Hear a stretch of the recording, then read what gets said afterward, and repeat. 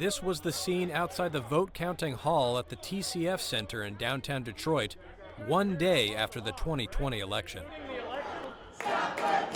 This was 2 days after the election, when supporters of then-President Donald Trump sought to disrupt the vote counting process. That whole experience resonates with every Detroiter. Daniel Baxter, Detroit's chief operating officer for absentee voting and special projects at the Department of Elections, says the entire city is preparing for a potential repeat of the unrest from 4 years ago.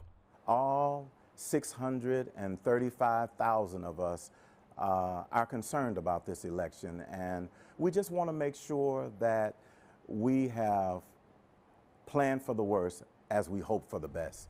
Detroit, one of Trump's favorite targets for false claims of voter fraud, has fortified election offices and voting centers ahead of this year's election. Detroit City Clerk Janice Winfrey explains. We've replaced all of our first floor windows with bulletproof windows. We have updated our security camera system. We have updated the number of security plainclothes as well as uniformed. And we're just making sure that we're all safe. As opinion polls show Trump and Democratic Vice President Kamala Harris neck and neck heading into the November 5th vote, officials say there's one thing they can't predict or control: what Trump and his allies might say on election night as the votes are still being counted. Just take a look at Detroit. But Winfrey, who is a Democrat, says she will not be intimidated by the Republican former president. I think he's the type of person that thinks that he can easily intimidate Detroiters because we're a predominantly black city. But we're not intimidated by him at all.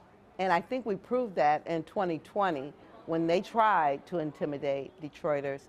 In 2022, Michigan passed a law allowing for pre-processing of mail-in ballots. Election workers in Detroit now have 8 days to verify and tabulate absentee ballots prior to Election Day. Winfrey said she hopes to report results in time for the 11 p.m. TV news on November 5th. I'm very confident in that process. But I am concerned and hopeful that our country will accept whatever the outcome of this election is in a peaceful and a unified manner.